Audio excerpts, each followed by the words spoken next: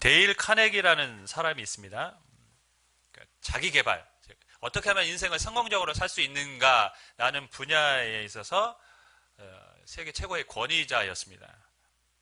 그가 쓴 인간관계로는 전 세계에서 6천만 부나 팔릴 정도였고, 세계 90개 나라에 데일 카네기 코스라는 과정이 있을 정도로 영향력이 있는 사람입니다. 그가 했던 말 중에 이런 말이 있습니다. 기회를 놓치지 말라. 인생은 모두가 기회인 것이다.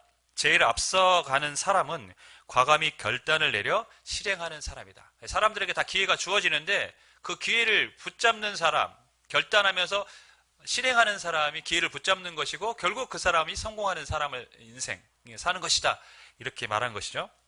모든 사람에게는 인생의 기회라는 것이 찾아옵니다. 성공하는 사람은 어떤 사람일까요? 성공하는 사람은 그 기회를 붙잡은 사람들입니다. 반대로 그럼 실패한 사람들은 어떤 사람들입니까? 기회를 놓친 사람들입니다. 물론 세상의 성공이 기독교, 신앙의 성공과 일치하지는 않습니다. 분명히 다릅니다. 그렇다면 신앙적으로 성공한 사람은 어떤 사람이라고 말할 수 있을까요? 신앙적으로 성공한 사람은 하나님이 주신 기회를 붙잡은 사람들입니다. 반면에 신앙적으로 실패한 사람은 하나님이 주신 기회를 놓친 사람들입니다. 그렇다면 누가 어떻게 하나님이 주신 기회를 붙잡을 수 있고 또 어떤 사람은 하나님이 주신 기회를 놓쳤을까요? 오늘 본문 말씀을 통해서 살펴보도록 하겠습니다. 오늘 본문 말씀은 우리가 너무나 잘 아는 예수님과 제자들이 최후의 만찬에 관한 기록이고 유다와 예수님을 중심으로 우리가 본문을 살펴보았습니다. 우리가 아는 것처럼 유다는 자신이 저지른 죄책감 때문에 어떻게 했습니까? 스스로 죽었습니다. 죽음을 택했습니다. 괴로워서 죽음을 택했어요. 예수님이 12 제자들 중에 가장 비극적이고 비참한 마무리를 한 사람이 가론 유다입니다. 하지만 유다에게 새로운 인생을 살 수 있는 기회가 없었던 것은 분명 아닙니다. 그에게도 기회가 주어졌습니다. 하지만 그는 그 기회를 붙잡지 않았을 뿐입니다. 유다가 왜 비참하게 인생을 마무리했을까요? 첫 번째 이유는 그는 잡지 말아야 될 기회를 잡으려고 했기 때문입니다. 우리가 읽지 않았지만 본문 14절부터 보면 그때 12 중에 하나인 가룟 유다라 하는 자가 대제사장들에게 가서 말하되 내가 예수를 너에게 넘겨주리니 얼마나 주려느냐 하니 그들이 은 30을 달아 주거늘 그가 그때부터 예수를 넘겨줄 기회를 찾더라 이렇게 기록하고 있습니다. 그는 기회를 찾았어요. 어떤 기회를 찾았습니까? 세상적인 기회, 하나님이 원치 않는 기회, 돈을 벌 수 있는 기회이지만 그 기회는 하나님이 원치 않는 기회였습니다. 세상적인 기회였어요. 근데 유다는 그 기회를 잡으려고 했습니다. 예수님을 대제사장들에게 넘기면서 돈을 받아내려고 했습니다. 그래서 흥정을 하죠. 얼마를 줄 수 있느냐? 대제사장들이 은 30을 줬다고 기록을 합니다. 그래서 저는 이 은 30을 받았다는 것 때문에 더 유다를 보면 마음이 안타깝습니다. 은 30, 큰 돈이 아니었기 때문입니다. 수백억이 됐으면 물론 그래도 그렇게 했으면 안 됐겠지만 그런 욕심에 이끌릴 수 있다고 생각해요. 은 30은 그렇게 큰 돈이 아니거든요. 출애굽기 21장 32절을 보면 이렇게 기록합니다. 소가 남종이나 여종을 받아 그 종들이 죽거나 일할 수 없는 상해를 입으면 소 주인은 은 30세겔을 종의 주인에게 손해배상 명목으로 줘라라고 기록합니다. 그러니까 소가 남의 집 종을 받아 죽인 거예요. 아니면 받아서 일할 수 없게 된 상태가 됐습니다. 그러면 소 주인은 어떻게 하라고요? 종 주인에게 은 30세겔을 주라는 겁니다. 그러니까 대제사장들이 예수님에게 준 은 30은 뭡니까? 종의 가치밖에 안 되는 금액이었어요. 근데 이 한 세겔은 4데나리온입니다. 그러니까 은 30은 120데나리온. 120데나리온은 한 데나리온이 1일 그 노동자 임금 아닙니까? 그러니까 120일에 일당, 즉 4개월치의 월급 정도밖에 되지 않는 것입니다. 그 4개월치 월급을 받으려고 예수님을 팔아넘긴 겁니다. 너무 안타깝지 않습니까? 엄청나게 큰 돈도 아닌데 그 은 30 때문에 예수님을 팔아넘겼어요. 그리고 그 죄책감에 못 이겨서 결국 뭘 택합니까? 스스로 목숨을 끊었습니다. 베다니의 여인이, 오늘 본문이 있기 전에 베다니의 여인이 그 예수님을 찾아와서 우리가 아는 것처럼 값비싼 향유를 깨트립니다. 그리고 예수님의 장례를 준비합니다. 그때 제자들이 어떤 반응을 보이죠? 막 화를 냈어요. 그 비싼 거를 낭비하느냐, 팔아서 가난한 사람에게 나눠주면 얼마나 좋겠냐. 근데 그 제자들이 화를 낸 일 중에 제일 앞장섰던 인물이 바로 유다입니다. 근데 저는 유다가 이렇게 화를 낸 것이 이해가 돼요. 왜냐하면 이 향유 가격이 얼마냐면 300데나리오였어요. 300데나리오는 자신이 예수님을 팔고 받은 돈이 120데나리온인데 그것보다 2배 이상 더 비싼 가격입니다. 근데 그 비싼 거를 머리에 깨뜨려서 땅바닥에 질질 흘리고 있으니 유다 입장에서는 자신은 조마조마하면서 막 예수님을 언제 넘길까 이런 기회를 보고 있는데 이 여자는 뜬금없이 나타나가지고 그 비싼 향유를 땅바닥에 버리는 것처럼 보이는 거예요. 그러니까 유다는 화가 난 거죠. 이 비싼 거를 왜 이렇게 낭비하냐. 참. 유다는 왜 은 30에 예수님을 대제사장들에게 넘기려고 했을까요? 급한 돈이 필요했을까요? 성경은 그 동기에 대해서는 말씀하지 않습니다. 하지만 유다는 예수님을 통해서 돈을 벌 기회를 찾고 있었던 것은 분명합니다. 기회를 찾았어요. 돈을 벌 수 있는 기회. 예수님을 통해서. 잘못된 세상의 기회를 찾고 그걸 잡으려고 했던 것입니다. 처음부터 유다가 이러한 목적 때문에 예수님에게 왔을까요? 예수님의 제자가 됐을까요? 실은 그렇지 않습니다. 왜냐하면 예수님은 처음에 그 어떤 인지도가 있거나 아니면 뭔가 그들을 위해서 해줄 수 있는 그런 가능성이 보였던 분은 아니거든요. 그러니까 처음에 유다가 다른 제자들 다 마찬가지로 예수님을 따랐을 때는 순수한 마음으로 예수님을 따랐습니다. 문제는 뭐냐면 시간이 지나면서 공생의 기간을 지나면서 그들의 예수님을 향한 마음이 변질됐다는 것이죠. 특별히 유다는 그랬다는 것입니다. 왜 변했을까요? 예수님의 모습이 자기가 기대했던 메시아의 모습이 로마라는 제국을 무너뜨리고 새로운 나라를 세울 것 같은 그 기대감이 없어서 그랬을까요? 아니면 계속해서 유다가 회계를 맡았기 때문에 돈을 만지다 보니까 돈에 대한 욕심이 생겨서 그랬을까요? 여러분, 유다는 처음에는 순수하게 주님을 따랐습니다. 하지만 시간이 지나면서 그의 신앙은 세상적인 것을 바라보면서 점점점 그의 신앙이 퇴색이 되어버리기 시작했습니다. 우리는 어떨까요? 우리도 실은 많이 비슷합니다. 우리도 처음에 다 순수하게 주님 따릅니다. 어떤 세상적 욕망이나 욕심을 갖고 주님을 따르고 예수님을 믿기를 시작하지 않습니다. 다 순수하게 주님의 은혜에 감사해서 신앙생활 시작합니다. 그러나 시간이 지나다 보면 세상의 욕심, 물질이 우리를 자꾸 주님의 길에서 벗어나고 딴 길로 가게 만드는 것입니다.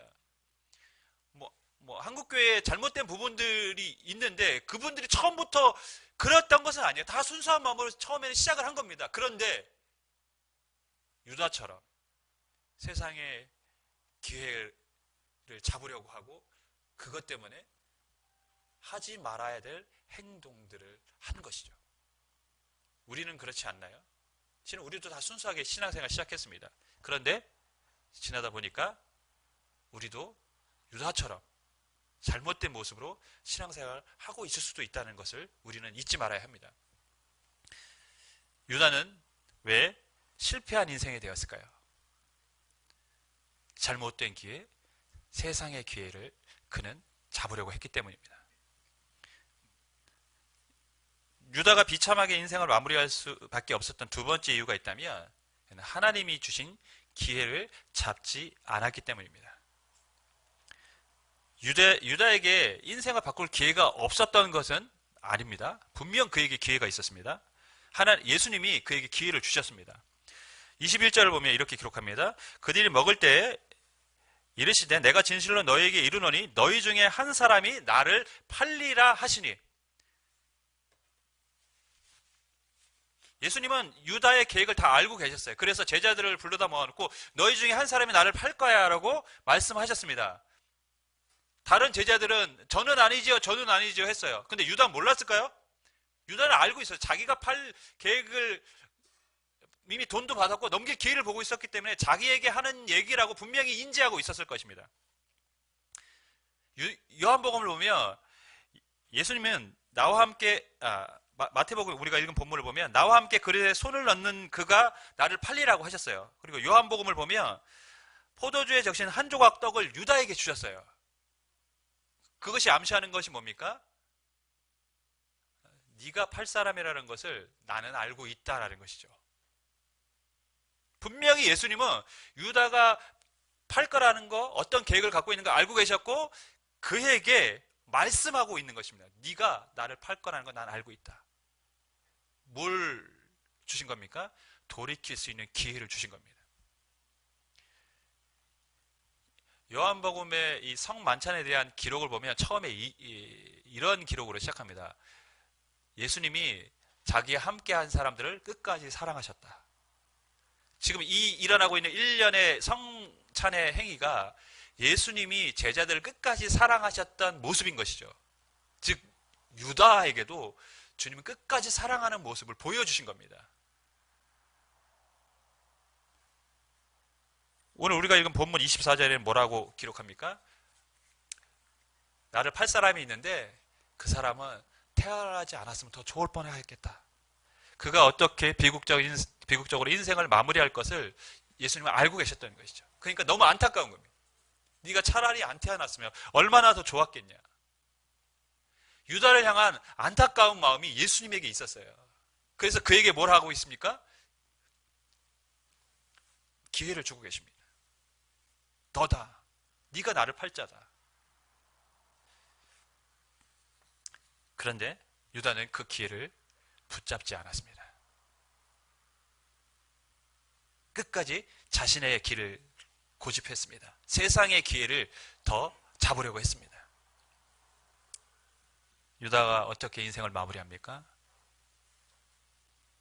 후회하고 자책하고 스스로 목숨을 끊었습니다. 하나님이 주신 기회를 붙잡지 않고 세상이 주신 기회를 붙잡으려 하다가 그는 결국 후회하고 자책하고 스스로 목숨을 끊는 비극적인 사람이 되었습니다. 여러분, 유다만 실수했습니까? 제자들 중에 유다만 허물이 있었습니까? 유다만 죄가 있었습니까? 그렇지 않습니다, 여러분. 다른 제자들도 다 유다와 비슷했습니다.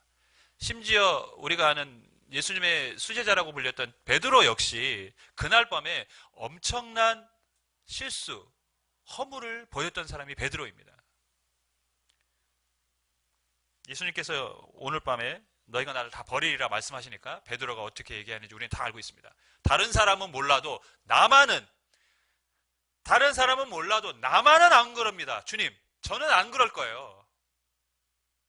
쟤네들은 그럴지 몰라도 저는 안 합니다. 저는 그렇게 믿음 없는 사람이 아닙니다. 저는 그렇게 신의가 없는 사람이 아닙니다. 저는 주님을 따르기로 했기 때문에 끝까지 주님 따릅니다. 이런 말이죠.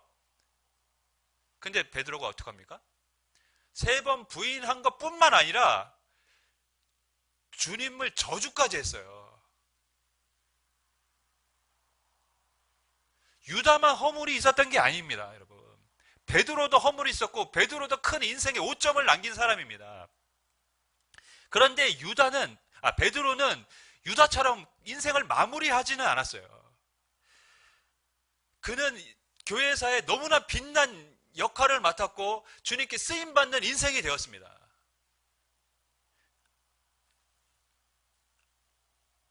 너무나 다르지 않습니까? 같은 허물과 같은 오점이 있었는데 유다는 비극적으로 인생을 마무리했고 베드로는 그의 인생의 영광스러운 주님의 제자로 교회사의 이름을 나타내고 있습니다. 무엇이 유다와 베드로의 인생의 차이를 만들어냈을까요? 유다는 주님이 주신 기회를 잡지 않았지만 베드로는 그 기회를 잡았기 때문입니다. 그 차이입니다. 75절을 보면 이런 기록이 있습니다. 이에 베드로가 예수의 말씀에 닭 울기 전에 내가 3번 나를 부인하리라 하심이 생각나서 밖에 나가서 심히 통곡하니라. 베드로는 어떻게 했습니까? 예수님의 말씀을 기억하고 통곡을 했습니다. 베드로는 우리가 아는 것처럼 믿음 안에 살려고 했습니다. 헌신된 삶을 살고 싶어 했습니다. 그의 열정이 있었습니다.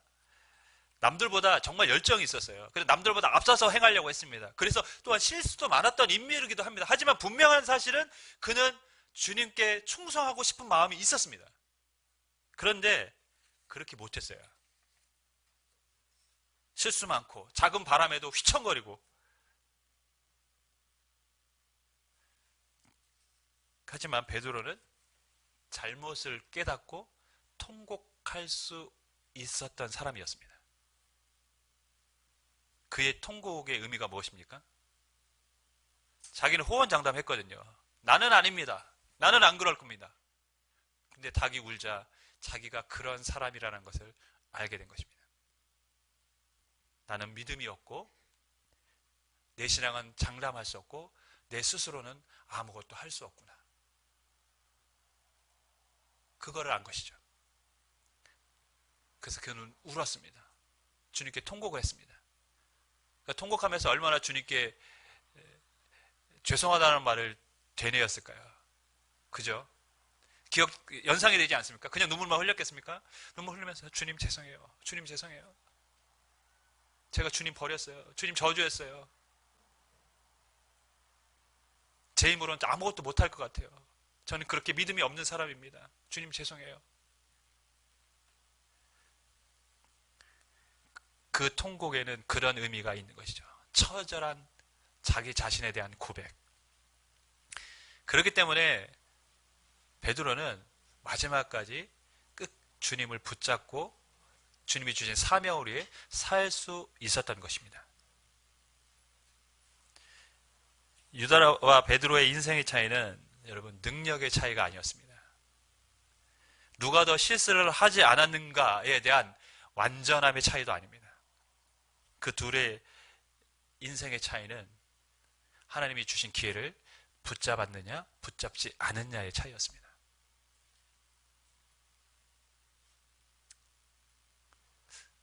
유다가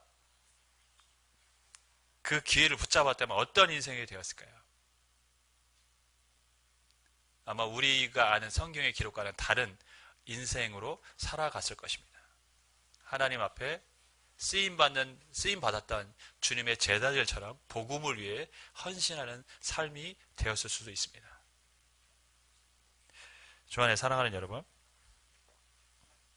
어떤 인생을 살고 싶으십니까?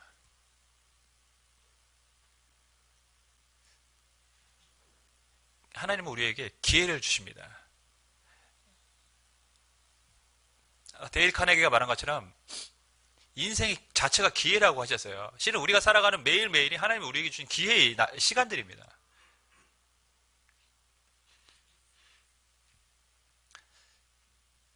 우리가 근데 그 기회를 놓친다면 우리는 유다처럼 굉장히 후회하는 인생을 살 거라고 저는 봅니다. 삼손의 인생을 보면 성경에서 가장 좀 드라마틱한 죽음을 맞이한 사람이 삼손일 것 같아요.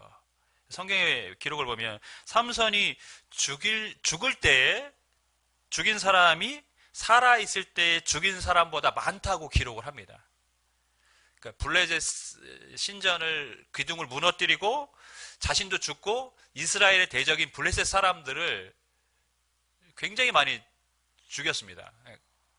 장렬하게 전사를 한 것이죠. 그리고 그 우상의 신전을 무너뜨렸으니까요. 얼마나 대단한 일을 한 것입니까?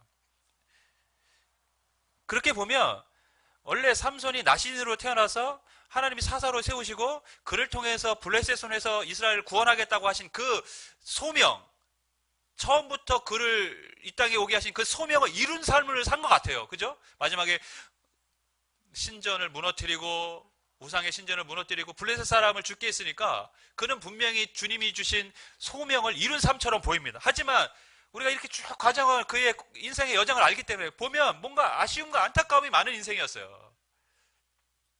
분명히 더 좋은 삶, 더 하나님 앞에 쓰임받는 인생이 될 수 있었습니다. 그런데 삼손은 너무 뒤늦게 깨달았어요. 죽기 전에 깨달았습니다. 이렇게 삼손이 죽기 전에 뭐라고 기록합니까? 삼손이 여호와께 부르짖어 이르되 주 여호와여 구하옵나니 나를 생각하옵소서. 하나님이여 구하옵나니 이번만 나를 강하게 하사 나의 두 눈을 뺀 블레셋 사람에게 원수를 단번에 갖게 하옵소서 하고, 블레셋 사람들에게 잡혀서 두 눈이 뽑히고 감옥에서 큰 맷돌을 두는 그러한 비참한 인생이 되었습니다. 하지만 삼손은 그렇게 인생을 마무리하고 싶지는 않았어요. 이렇게 내가 처절하게 비참하게 인생이 죽고 싶지 않다. 그래서 하나님 앞에 간구하고 기도합니다. 절규를 한 것이죠. 하나님, 이번만 나를 도와주십시오. 이번만 나에게 힘을 주셔서 내가 이 블레셋의 원수를 갖게 하여 주옵소서.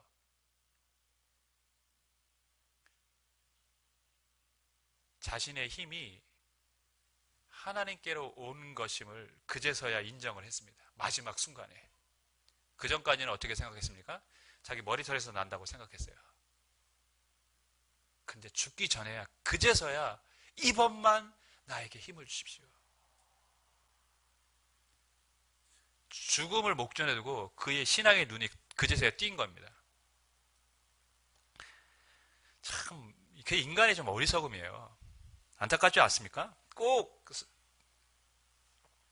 신앙생활 하다가 방황한 사람들은 언제 돌아옵니까? 맨정신으로는 안 돌아옵니다, 여러분. 맨정신으로 절대 돌아오기가 쉽지 않아요. 꼭 얻어 터져야. 실제로 저는 수없이 많은 사람들을 봤습니다. 얻어 터지고 뭔가 실패하고 힘들어야 그제서야 두 손 들고 찾아온 겁니다. 하나님, 제가 잘못했습니다. 하나님, 제가 하나님밖에 의지할 데가 없습니다. 인간이 어리석음입니다. 일찍 깨달으면 좋은데 꼭 그렇지 않아요. 삼손은 죽기 전에야 깨달았습니다. 얼마나 안타깝습니까? 하나님은 그의 기도에 응답하셨고 마지막에 그가 사사로서 살아갈 수 있도록 역사하셨습니다. 여러분, 이런 생각은 들지 않으십니까?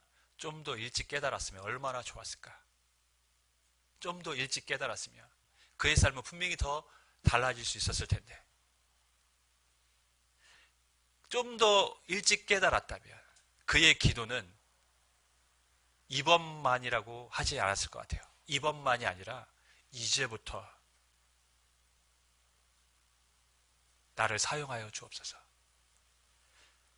이번만이, 전 이번만이 너무 안타까운 것 같아요. 이번만은 정말 죽기 전에 자기 한 번만 도와달라는 얘기 아닙니까, 여러분?